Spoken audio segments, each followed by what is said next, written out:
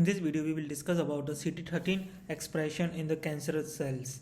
So, recently or uh, in the past, it has been known that CD13 has been overly expressed on the cancerous cells compared to the normal tissues. However, the reason why people are not able to use CD13 as the biomarker is uh, it because it might lead to many side effects, as CD13 is also found to be expressed on the normal tissues.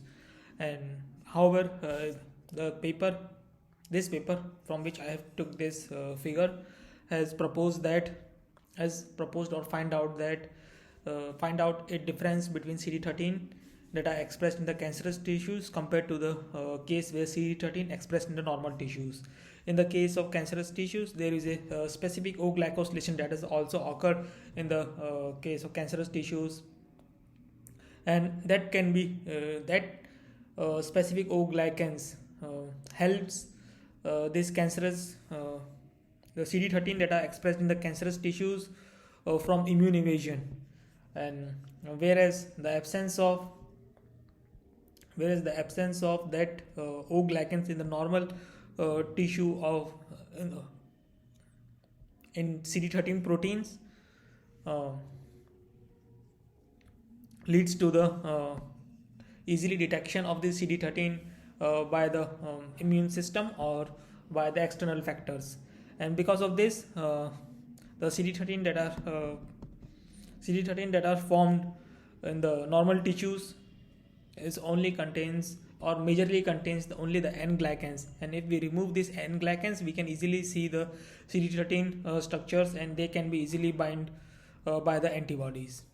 And whereas in the case of cancerous tissues, if we have to replicate these studies, we not only have to remove the N-glycans but also the O-glycans, because in the case of cancerous tissues there are aberrant O-glycosylation that are also found, and if we remove both the N-glycans and O-glycans, we can see the CD13 can bind to the anti-CD13 antibodies and give the fluorescence signals if they have some fluorescence conjugate to these antibodies.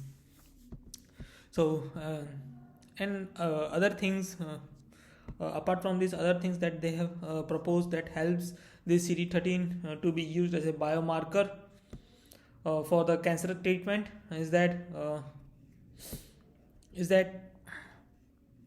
this CD13 is overly expressed in the case of cancerous tissues, and so the problems that people are facing before the information about this unique glycoforms of this CD13 is that it might lead to the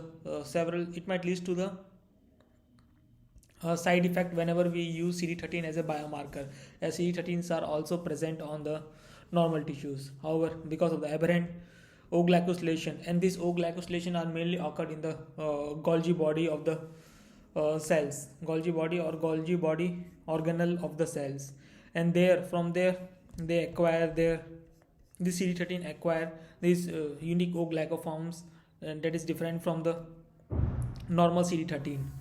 And this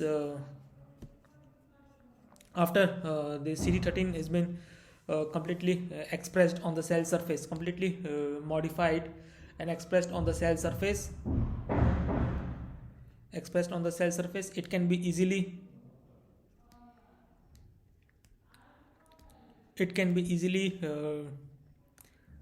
targeted. It can be easy to target this CD13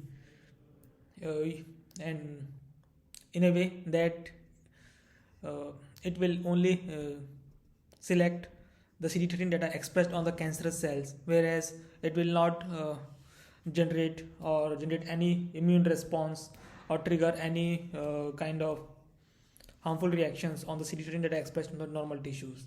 And these things can be achieved by targeting the unique O-glycoforms that are expressed on the cancerous tissue,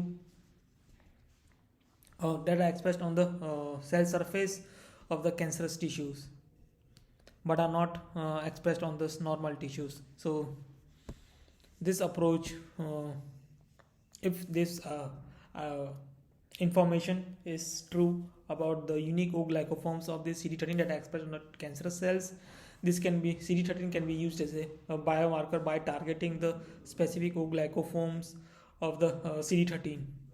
So we don't only need to target the glycoforms, but we need to target both. We need to target a site. We need to design antibodies that can target whenever they see the CD13 protein epitopes and also these unique glycoforms. So when both the conditions are satisfied, then only that antibodies can be useful as to treat the cancers, as these O-glycoforms are also present on its own in the normal tissue, and the CD13 are also present on its own in normal tissues. However, the combination of both are present only in the case of cancerous tissues. As far as